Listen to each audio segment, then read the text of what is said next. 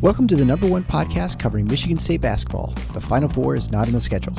Join Rod and me, Eric, as we dive deep into the Spartans to get you prepared for every game. Subscribe today for in-depth recruiting updates and fantastic interviews with today's important college basketball personalities like Robbie Hummel. Thanks for having me. I have listened to your guys' podcast numerous times on drives throughout any Midwestern Big Ten city. So I am big fans of your guys' work. Jay Billis. And next time, hey, if anybody in Michigan wants a December tea time, call me. You wimps won't show up, but I'll be there. I'll be there and play in the cold. And Izzo will be in front of the fire with hot chocolate. Coaches Thomas Kelly. No problem. Glad to be back, man. Glad to be back. Mike Garland. Just can't sit there and trade twos for threes. You can't do it. You're gonna lose. Coming down the stretch, you're gonna lose. And more. You won't find better coverage of Spartan hoops than you will get here. For both the casual and hardcore fan, come along as we take you for a green and white ride. Hey everybody, it's Eric alongside Rod here to preview MSU's non-conference game against the Baylor Bears at Little Caesars Arena in Detroit on Saturday. It's been a tough start for the season for the Spartans. Their top 5 rating behind the expectations for spear guard play has not materialized, to say the least. Frequent listeners to the show and religious consumers of Michigan State basketball have certainly felt Rod's frustration at the lackluster start. There are 4 more non-conference games to go before we get to the meat of the Big Ten schedule. And as you know, we will continue to provide you with our honest analysis and opinions without trying to get too carried away in the heat of the moment. Please, please, please continue to share the show with your friends and family. We want to gather as many MSU fans as we can to our community of listeners. Our humble show is often in the top 100 of all basketball podcasts in America. And for that, we offer our thanks. We will continue to keep working to provide you with the best MSU Hoops content each and every game. Finally, a word of thanks to Matt First for your contribution to the show on Venmo. Rod and I really appreciate it.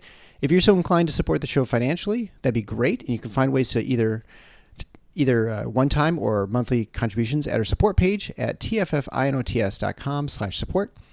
Or if you're also interested in advertising opportunities, you can reach me directly at Eric, that's ERIC, at tffinots.com. Okay, Rod, let's talk about the Baylor Bears coming in. They're 9-0.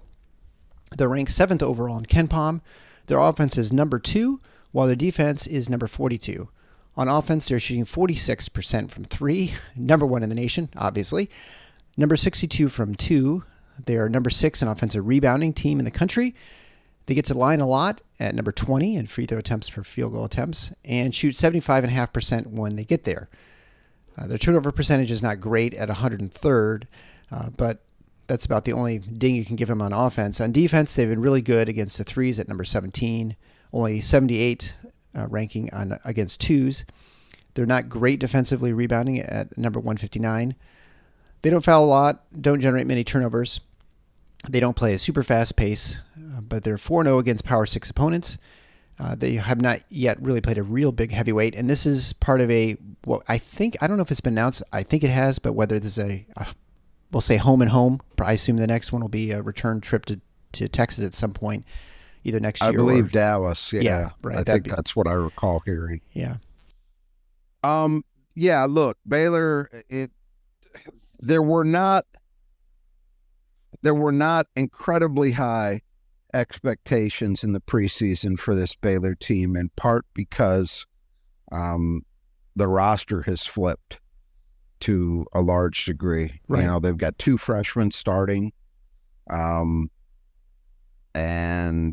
some transfers, and so not that they were expected to be bad. They were still a preseason top 25, but I think it's safe to say that at least in terms of the merits of their performance, leaving aside for a second the quality of opposition, they've exceeded expectations. I mean, the 3-point shooting, you shoot that well against air, and you're shooting well. So they're really off to a phenomenal start shooting the ball. And if that continues, I mean, if they remain, a top 5 3-point shooting team nationally, they're going to be very, very good because they do enough other things well that kind of shooting combined with the other things that, offensive rebounding, for example, I think will probably prove to be sustainable.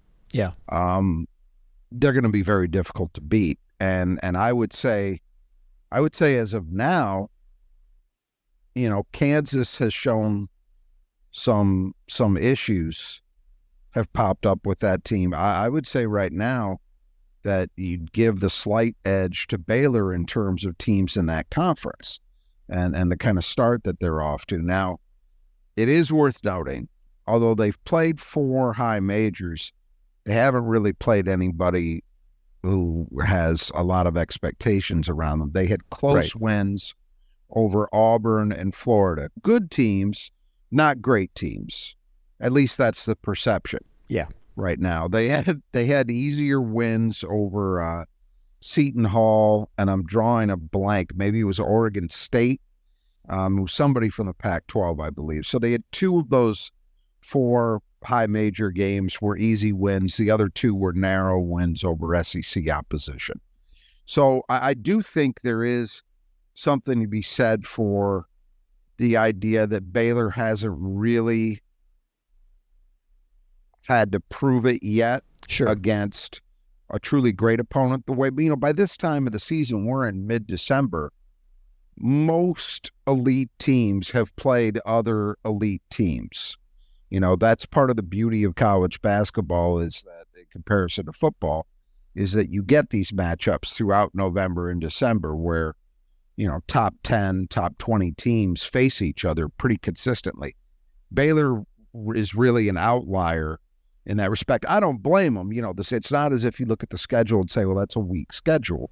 Yeah. They've played some good teams, but, and this game, for example, is it their fault that Michigan State's fallen off a cliff? No. In the preseason, this looked like a hell of a matchup. Yeah. But I do think that is a fair point to make, is that, yes, they're playing very well against the teams that are in front of them, and that's all you can do ultimately. But I don't know that we've seen Baylor really, really tested by elite opposition yet to know firmly where do they sit in the national picture. I know they're very good. The question is, are they very good or are they championship good? That's what I don't think we can really determine as of yet. Yeah, and certainly the profile of teams changed too. We've seen teams who come out, guns blazing at the beginning of the season, and then they just never quite able to maintain whatever that was, whether that's competition or just coming back to earth from a shooting standpoint, water finding its level. Mm-hmm. Because we've seen, Michigan, for example, where they had a couple great weekends where they shoot, spectacular, and then they don't the rest of the season. So I don't know shooting, but like you said, the rebounding is definitely more something you can sort of hang your hat on, sort of like playing defense. Do you think in general that you can rely on that more than you can shooting? Well, here's what I would say about Baylor offensively, since that's where they've been really, really good. The shooting, the deep shooting, who knows? Yeah, you would expect it will decline to some extent from where it is currently. It almost has to. But how far, we don't know. But offensive rebounding, usually pretty sustainable if you can do that at an elite level. I would say, although the 2-point shooting hasn't quite matched the 3-point shooting, it's still pretty good.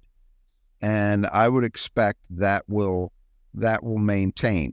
The ability to draw fouls, to get to the line, that's a big deal. And, with their guard play, I don't see a reason to expect that will fall off a cliff. So there are things that they do well that I think are probably sustainable enough that even if the 3-point shooting declines substantially, they should still be a pretty good offensive team. Yeah, one would expect. Okay, before we start talking about the players of the game, I just wanted to mention real quickly to listeners that, this isn't me coming at you with rainbows and lollipops, but after, last 2 or 3 shows, it really got me thinking about this team and sort of Michigan State basketball. Maybe it's also because I just finished celebrating my 25th wedding anniversary, or I'm vacation.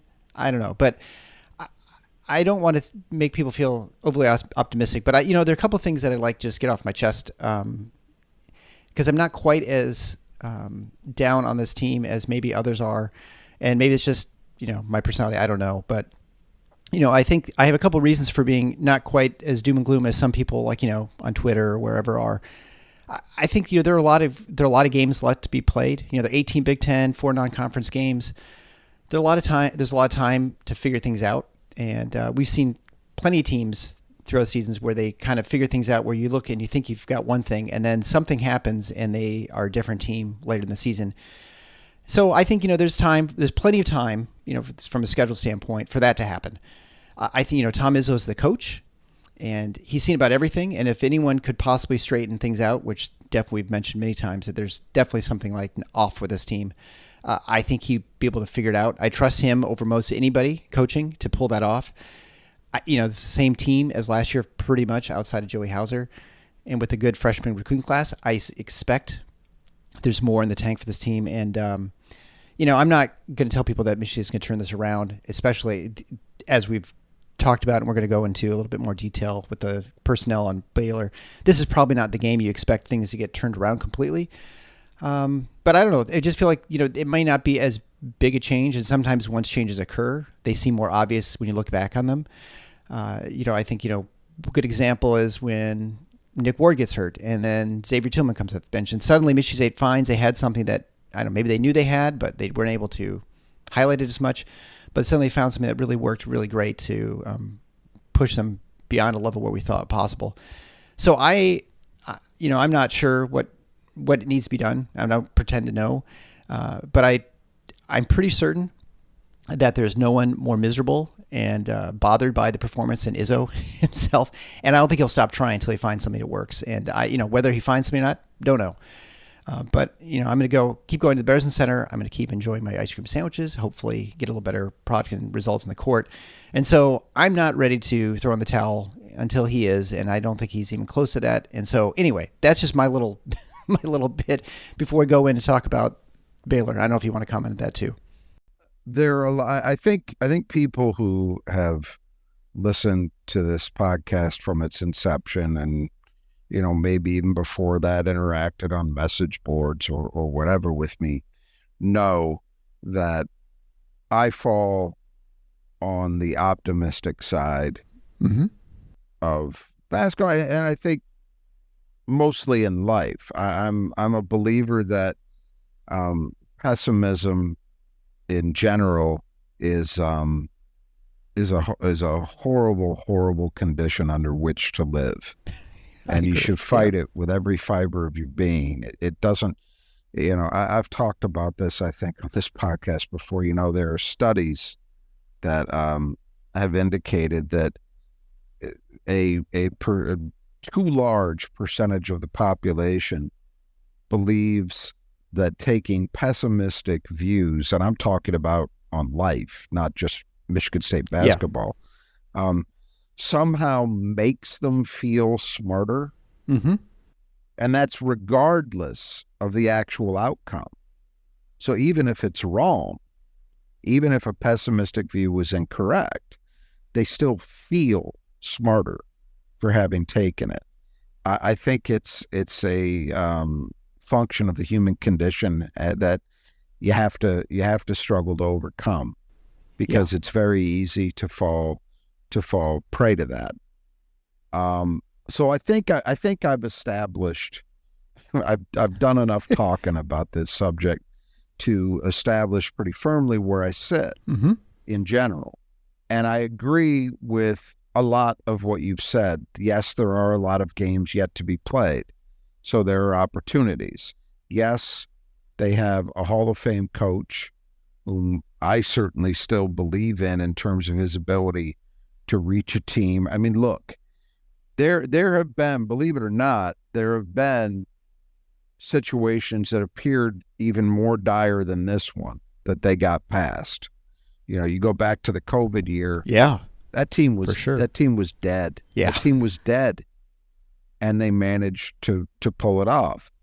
And we're actually playing pretty good basketball by the end of the year. All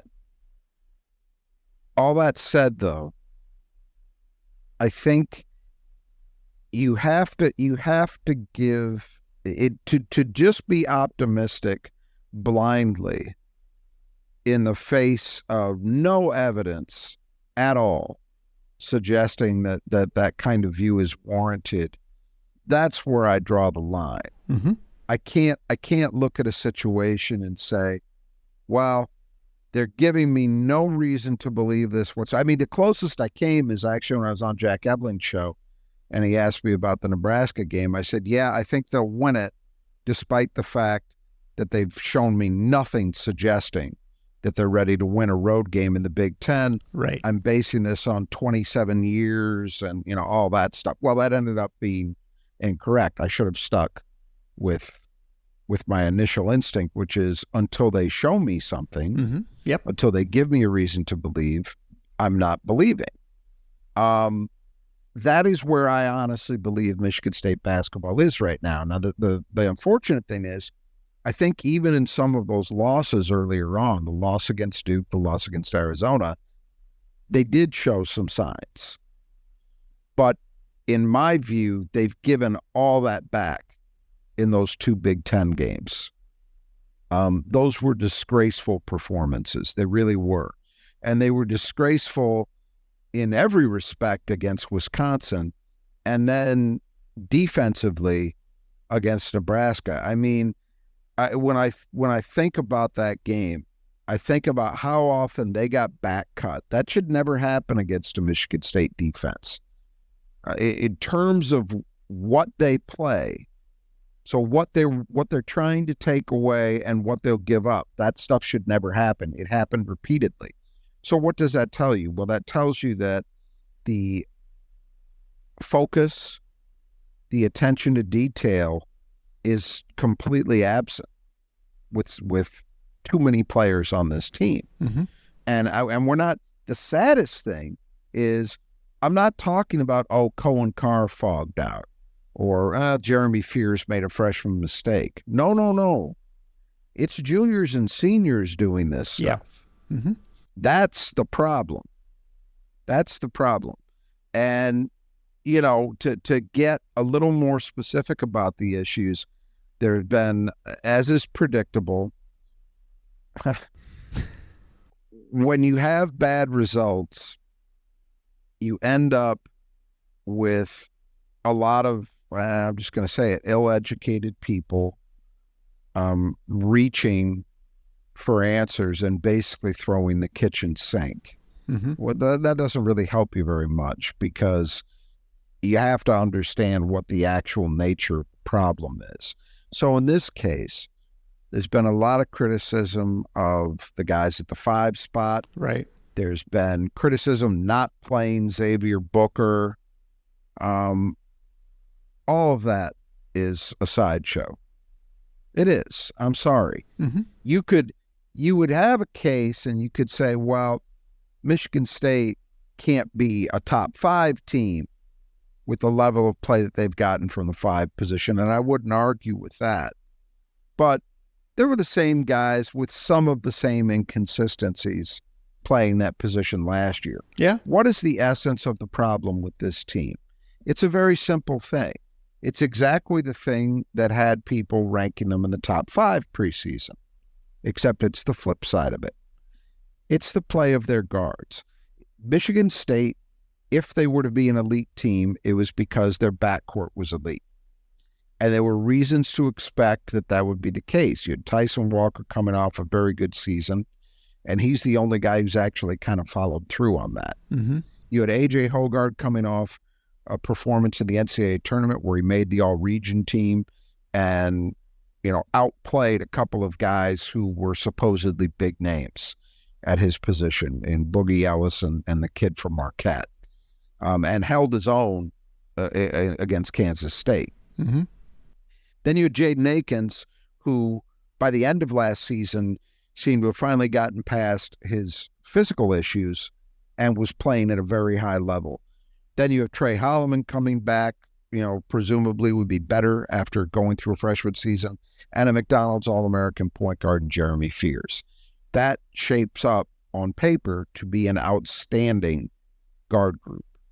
People's expectations were this is one of the best backcourts Izzo's ever had. That was the level of expectation, and it was fair.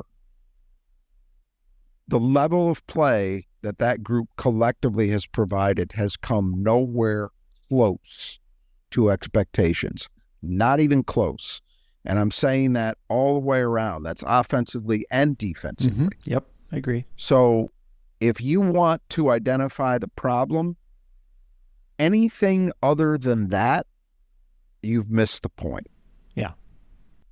It's the guards. If the guards, college basketball is a guards game. Always has been, probably always will be. If the guard play was anywhere near the level of expectation, we are not talking about Michigan State sitting there with the record they've got and the performances they've put on board. They'd have some wins in some of these games they've lost, I'm telling you. They have not received that level of play other than, again, I think Trey Holloman has at least met reasonable expectations for his play. I think Jeremy Fears has mostly done the same. And Tyson Walker has, I can't say he's hit it in every respect, but he's at least been the kind of scorer that they'd hoped he would be. Yeah, agreed. I think some other, even he, I don't think has quite been the player I expected him to be overall, but I'm not going to ding Tyson the way he's played. So it's really two guys, but two guys who are starters, two guys who people were talking about as all Big Ten caliber players, and they haven't sniffed that. So if this team is to get back on track, if I'm telling you this, I'm a spoiler alert. If I'm to ever at some point this season say, hey, they're showing signs that they're getting better, it's going to be because of that. That's where it'll start. You know, Carson Cooper and Madi Sissoko, and you got Jackson Kohler coming back, you know, all those things are, you know, Xavier Booker, does he start to get more time? That's all nice. That shit isn't going to make or break this thing. Yeah. That's upside stuff. If we're talking about just being a good team, it's about the guards, period. Everything else is nonsense. All right? So that's where I'm at. When those guys, when and if those guys start to show signs that they've decided to actually play at the level they're capable of, because that's the maddening thing and the frustrating thing about it, is that we have seen there's a reason expectations were where they were. Exactly, right. You know, Sure. I mean, that might sound like an obvious thing to say, but it gets lost with a lot of people. There are reasons. We're not even talking about Xavier Booker and say, well, he was a McDonald's All-American. Yeah, but he hadn't done anything on a college basketball. These guys have. Yeah. The guys Recently. we're talking about have played high-level basketball and won. So you could say, well, they've not done it consistently in their careers, and I won't argue that point. But when you see players who are maturing, who are getting older, start to figure it out in high-level games, NCAA tournament games, it is reasonable, based on history, to believe that they have, in fact, found that last level that they needed to access. And that's why expectations were where they were. I mean, it's pretty simple. So if those guys are not coming close to meeting those expectations, well, the team isn't going to either. It's that simple. Michigan State, I'm telling you, Michigan State cannot be an NCAA tournament team without vastly better play from its guards. That's it. Start with that. Yeah, no, I think you're totally dead on right there, for sure. And here's the thing. You have an opportunity. You had mentioned this might not be an ideal game, get right game. True. But it also represents an opportunity. And I will say this, the Big Ten is collectively off to a horrendous start. Yeah. As a league. Really, really bad. And I don't know how much Michigan State, a lot of Michigan State people, a lot of fans in general, very myopic. They're focused on what their team is doing and not much else. The Big Ten's off to a bad start if you're not paying attention. So why is that important? Well, it's important because it means that those remaining 18 conference games actually don't present a ton of opportunities for important wins. Going back to, I mentioned a few minutes ago, that COVID year team, it looked very dire because they were playing a string of very, very good opponents. But the sunny side of that was it did give them opportunities to get not just wins, but meaningful wins. Right. And they got enough of them that it got them over the line. Mm-hmm. This year, it's right now with the way things look, it's kind of hard to see that sort of scenario even being possible. So when you've got a game against a highly rated opponent, and there are only going to be so many of those opportunities left on the schedule, it matters, Yep. So I'm not saying it's do or die in the middle of December, but Michigan State needs something to go in the positive column really soon. And there aren't going to be many others. They only get Purdue once. Now, coming into the season, you'd say, well, that's a good thing. Now, I'm not so sure. Yeah. I would be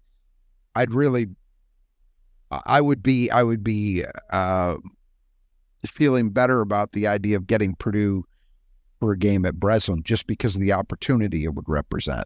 Well, they don't have that. So they got to start making these few opportunities they've got count.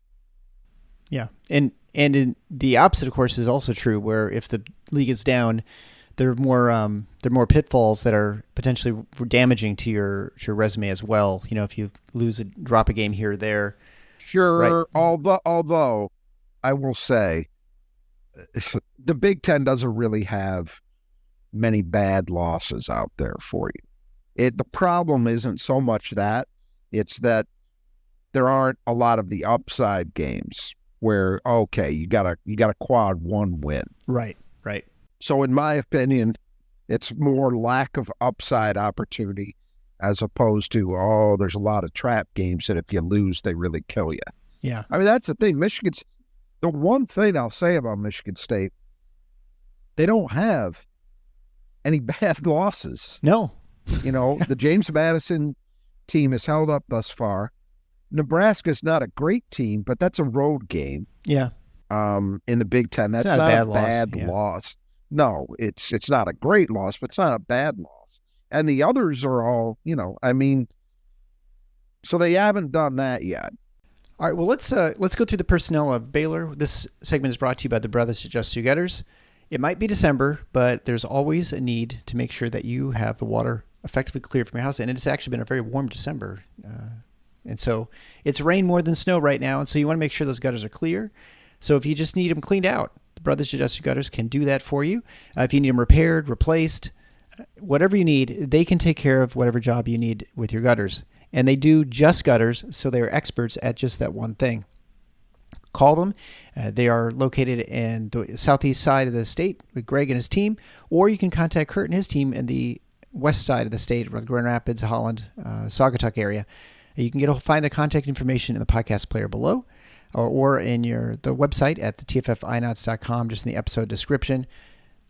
Please contact them. They will do great work. They worked my home and my wife's office. They did a great job. When no one else actually would come out, they came out in terrible weather right away, did the job. Very good pricing as well, so you won't regret it. I've had a number of notes from other listeners who've also been very appreciative of their work. So check them out at brothersgutters.com. 10% off if you mention that for your estimate. So we'll begin with Ray J. Dennis, 6'2" transfer from Toledo. Originally, people were expecting him to end up at Michigan or Illinois. He's averaging 14.2 points a game on 54, 44, and 87 shooting. Leader in the team, assists at better than a 6 a game, but a little under 2-to-1 assist-turnover ratio. So definitely for point guard, he's a little bit high turnovers. Also pulling down 4 rebounds a game. Yeah, he's been really good. He was a guy who was talked about as a potentially elite transfer. Boy, even though Illinois is off to a decent start, you look at that team and think about if he was playing anywhere close to this level at the point, you'd really have something. Yeah. And they thought they were going to get him because he's from the state. Didn't work out, and instead he's slipped in pretty comfortably.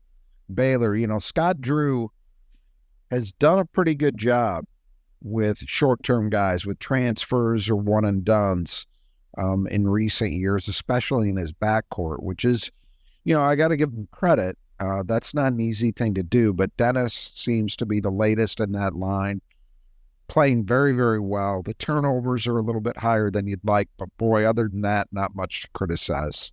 The other guard is Jaden Nunn, 6'4" transfer from VCU, native of Flint, averaging 10.8 points a game on 46, 41, and 78 shooting. Yeah, so Jaden Nunn played 3 years at Flint Carmen Ainsworth, and then he transferred to a prep school in Arizona for his final year. Started at Iowa State, transferred to VCU. Now he's moved on to Baylor, and he's given them exactly what they wanted. Shooting the ball very well, decent secondary playmaking, just another high-level transfer. And, this is a kid that neither Michigan nor Michigan State really looked at in high school. They weren't involved in his recruitment at all. And I'm sure he's going to be fired up to play in Detroit. Without a doubt. Next will be Jacoby Walter, 6'5", freshman, leading the team in scoring at 14.9 points a game on 42, 38, and 88 shooting, also pulling down 4 rebounds a game. Yeah, one of the best freshmen in America. Something that you're starting to see in terms of themes in discussing the sport lately is the difference in production between elite freshmen and elite transfers. And so Baylor has elite transfers. Obviously, we just talked about 2 of them, right? Yeah. But they're a rare team that they also have a freshman playing high-level basketball, which is not the norm. So Baylor is really getting the best of both worlds. And this kid has been really, really good.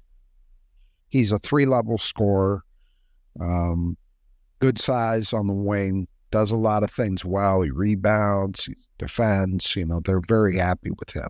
Playing the 4, Jalen Bridgers, 6'7" senior, averaging 11.1 points a game and 4.3 rebounds a game, shooting 49, 45, and 87. Yeah, he was a guy that he transferred last year from West Virginia. Michigan State was involved with. And right. Mm-hmm. There was a point that they thought they were going to get him, and he ended up going to Baylor. He played well for them last year. He kind of similar to a Malik Hall scenario. He decided to come back for a 5th year, take advantage of the COVID year, and he's playing well.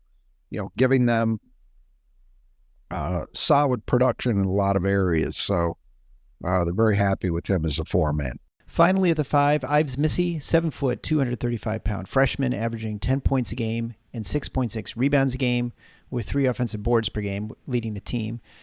Averaging 2 blocks a game also, shooting 62% from the floor, struggling at the line at only 51%. Yeah, and this, Jacoby Walters was a highly rated kid as a freshman. This guy was not nearly the same level, and yet very productive.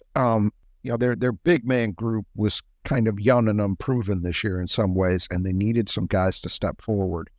And the level of productivity from this kid was not playing a ton of minutes. I think he's averaging 16, 17 minutes a night. Very, very productive on a per minute basis. So they've got to be happy about that. So moving to the reserves, Langston Love, 6'5", sophomore, averaging 12 points a game on 49, 47. Boy, you definitely seen the trend there with 3-point shooting. Yeah. 49, 47, 83 in only 23 minutes a game. Yeah, really good. I mean, he was a highly rated player last year who was okay, but wasn't maybe quite as, there was some thought he might be a one-and-done type, and he obviously wasn't that. Coming off the bench with this team, but basically the minutes are pretty evenly distributed. Playing 23 minutes a game, he's basically like a 6th starter, and he's been great. Not much to complain about. As you said, that you just look at every one of these guys, and the shooting numbers are phenomenal. Josh Ojianua is the next player we'll talk about. 6'10" sophomore, averaging 5.2 points a game, 4.6 rebounds a game in only 15 minutes, shooting 79% from the floor and 53% from the line. Yeah, a lot of dunks. Yeah. You see that number. Again, pretty productive. on a per minute basis. So they're getting, with those two guys, they're getting pretty high level of play. You know, we talked about Michigan State, that it's all about the guards, right? Well, for Baylor, that's true as well. The vast majority of the production is going to come from their guards. They need their big men not necessarily be stars, but just hold it down. Yeah. Be productive. And they're getting exactly that. That's something Michigan State's not getting. Right. From their fives, and Baylor is. Caleb Lohner, 6'8" senior, averaging 3.9 points a game, 3.4 rebounds a game in about 14 minutes, shooting 64, 67, and 71. So 67, I assume, is a limited volume, like 2 for 3. He's kind of an interesting one because he was a highly regarded high school player, and he started at BYU. And I believe, I didn't look up his numbers, but I believe he was pretty productive at BYU. He transferred into Baylor last year, and I think the expectation was he would be a key player for them, and he maybe didn't play as much as they thought, and that's happening again this year, but he's a talented kid. So to have that guy, eighth man on the team role, it means you've got some decent depth. And finally, Miro Little, 6'4" freshman guard, averaging a little under 3 points a game in 9 minutes, shooting 53, 29, and 73. Yeah, the one guy who hasn't shot very well. That's why he's playing 9 minutes. Right. So this segment was brought to you by the Brothers of Jesse Gutters, sponsoring the player that Michigan State needs to keep in the gutter. It almost seems like the entire team, but if you had to pick one player, who do you think Michigan State needs to keep in the gutter for this game? I'm gonna say Ray J. Dennis, just because he's the point guard. He's the guy who makes the whole thing go. I mean, as you say, you could pick basically 4 of the 5 starters are all shooting the ball extremely well, scoring it well. But I'm going to go with the catalyst. I'm going to go with the guy at the point. And so then we move on to the 5 keys of the game, brought to you by Nudge Printing. Nudge Printing is a great place to get your Spartan apparel. Probably now it might be a little tough to get it by Christmas, I think. So you can go to nudgeprinting.com. Listeners of the show get 20% off by typing Final Four as one word into the checkout. It is a great place for screen printed apparel, whether it's t-shirts, hoodies, sweatshirts, whatever you need. They have it. They also have different vintage Michigan State logos that you can't get anywhere else anymore. They also have other schools in the state of Michigan. So if you're house divided, someone went to Eastern, someone went to Michigan State, you can also both get your stuff at Nudge Printing. You just go through their large selection. They have everything. I mean, honestly, you could imagine, and then some. You can also get even stickers for your wall or your computer or a cornhole, whatever you need. So head on over to nudgeprinting.com, check out their selection. They have new items all the time, and they do a great job with shipping and getting everything out. So you can't miss it. Nudgeprinting.com. All right, so we get into 5 keys of the game with number 1, which is maybe obvious, guarding the arc. Baylor's been, phenomenal from 3 this year. So, can the Michigan State prevent them from hitting 46% clip at the 3? Yeah, and look, if MSU can't either hold them down or get fortunate, it's hard to see a path to a win if Baylor is shooting the way they've shot over the course of this season in this game. Simple as that. So, Baylor's they don't take a crazy amount of threes. I think they average about 21 attempts a game. Mm-hmm. So decent amount, but not, they're not out there flinging up, 67% of their shots right from out there. But still, you got to lock in. And again, everybody except the 5 men are legit weapons. So it's going to be very, very important that MSU stay focused, because every single one of the other guys on the floor is a very legitimate shooting threat. And that's, you also imagine that's your importance of trying to hold the point guard, preventing their penetration, which distorts the defense, allows guys to get open for 3, right? And they do that. And that's evidenced by the fact they also get to the line a lot. Mm-hmm. So, yeah, you're right. Drive and kick, being able to provide containment on dribble drives, that's going to be important. Yeah, all of it. Second key to the game, defensive rebounding. Again, you just mentioned that this is a very effective offensive rebounding team. And so Michigan State has had variable success in this. Occasionally they're really Right. good. Occasionally they're not. So this is game. This is obviously a game where they have to be good in everything. I mean, it was something they actually did well against Nebraska, and statistically did okay. Yeah, it was like 39%. Game was a little shaky. Yeah, that was not good. That was not good. They were better against Nebraska, but yeah, look, you got a team that's shooting the ball very well anyway. The last thing you could do against an opponent like that is give them second chances. Right, for sure. So third key to the game is making shots. Nebraska game, I think we saw Michigan State shoot, I think, kind of what we expected most of the season, to shoot from outside. But, can they do it more than one game? And then obviously got to continue doing that, not only this game, but, going forward too. Yeah, they have to be able to sustain that kind of performance. That was, offensively, if you're looking for silver linings, which at this point is hard to do, but that was probably the best offensive performance of the year so far from Michigan State in that Nebraska game. Now, it's one game. Can you find a way to sustain that? Can you find a way to carry that over and turn that into something that appears with more regularity? That's the thing is, what I will say on the optimistic front is, and we've been saying it all year, you've got guys with track records who have shot horribly. Extensive track records, not just like, Right. 1 year. Yeah. Right. Not 1 year, exactly, or not 2 weeks, just long track records. So the idea that there would be some level of sustained improvement over what we've seen thus far is not reaching for the stars. That's very possible. The question becomes, how much improvement? Is it consistently sustained at a higher level, or do we continue to see erratic performance? Those are the questions. Yeah. But it's not crazy to think that it would happen to some extent. It should. Right. So fourth key to the game are the guards. And so this is a matchup that probably, 2 months ago we said this is definitely Michigan State's advantage. Obviously, they're going to Michigan State's guards versus Baylor's guards. The script has flipped here.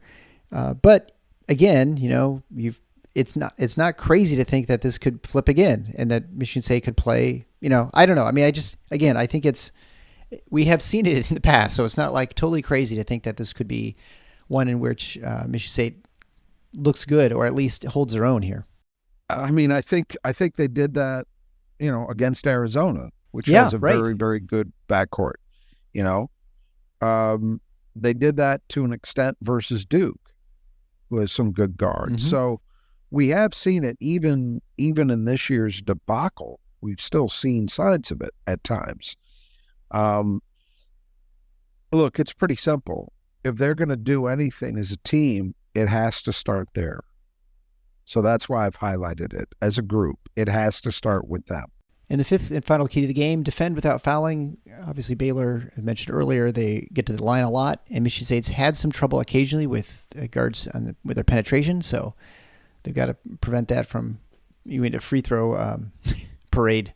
Yeah, again, just as we said about the rebounding, a team that is shooting this well, you can't give second chances. You also can't put them on the line with regularity either.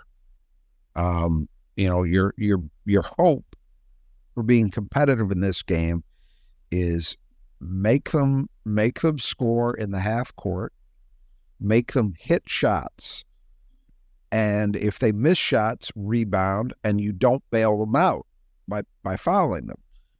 Tall order to do all that against a team playing as well as Baylor is, but right. That's the formula.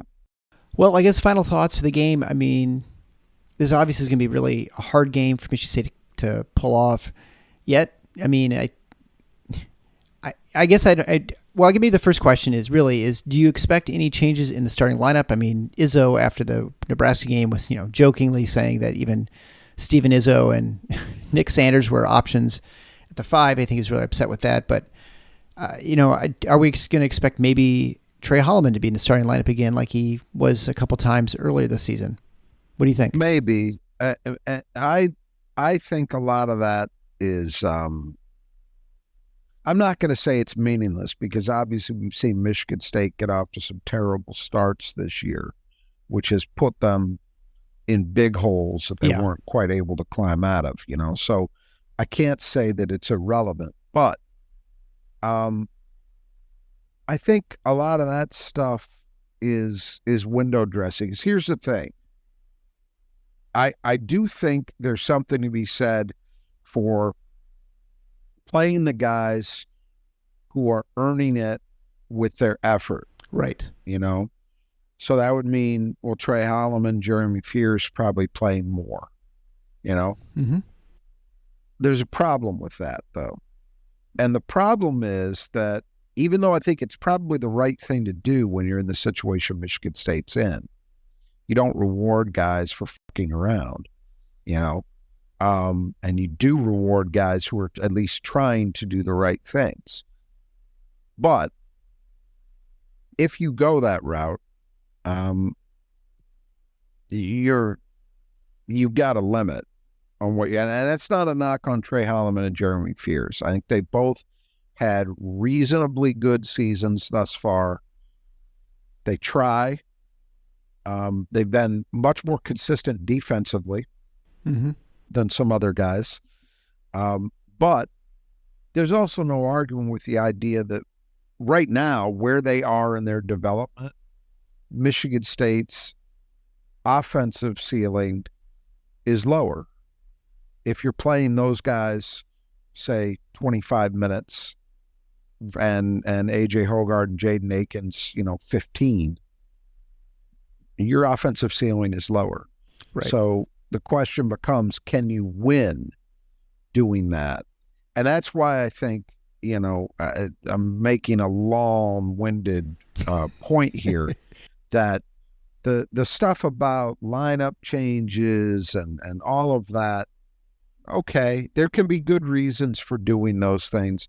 But if you think that anything along those lines is a panacea for what's ailing Michigan State, I would differ. Mm-hmm. I think the only real answer for Michigan State is that the guys you expected to be good are good. I know that's simplistic, but I also think it happens to be the truth. Yeah, well, and I think you've seen that as far as the reflection of what Tom Izzo's been doing. I mean, he hasn't been deviating a whole lot with those lines because I think he probably believes the same thing you do, that the best version of Michigan State relies on those things, and you expect it. And you've only got so many guys, right? They don't have 30 guys that they can shuffle through trying to find the right combination. They've got the guys they've got, and so I think if you want to give yourself a chance, now again, I don't read that to be me saying, no, you just keep throwing out the same players No, there comes a time where, and maybe it's coming soon, I don't know, where you got to look at it and just say, you know what, I can't keep doing the same thing. I have to give guys who are at least trying to do the right things more opportunities. There does come a time where that happens. I'm just saying if it gets to that point, that has implications for what your team can be, in my opinion. Yeah. You basically said, I'm going to prioritize the program over this team. And there can be good reasons and justifications for doing that. I just don't think they're quite there yet, but they might be knocking on the door. Yeah, because you don't know, at some point you're like, well, we're not winning right now, so maybe another combination works better. I mean, I'm not saying that's what the solution is, like you said. I don't think that's it. I think it's I think if you're making that move, what you're saying is this program has standards, and I cannot allow them to continue to be eroded. So we're going to play guys who are at least trying to do the things, the basic core things that we set as the standards of play in this program, even though their upside right now is lower. Yeah.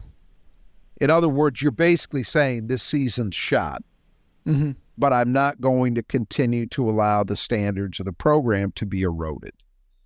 That means more than, having the chance for this team to spring an upset or two, because I continue to run guys out there who aren't doing the right things. Right. All right, well, I think we'll leave it there. Again, check out our great sponsors, Nudge Printing at nudgeprinting.com, the Brothers That Adjust You Gutters at brothersgutters.com. Again, the contact information for the individual practice businesses in Southeast Michigan and West Michigan can be found in the podcast player below. We'll see if Michigan State can turn things around, start playing a lot better. The game against Baylor got moved up because the lines got flexed into Saturday. And so it'll be an early afternoon game. We'll be here with our post-game analysis for you on Sunday, and probably the same day, the pregame for the Monday night's Oakland game, as we went from a couple long weeks with not much going on to suddenly we're going to get everything crammed together for a couple days here. So until next time, the Final Four is on the schedule. Go Green.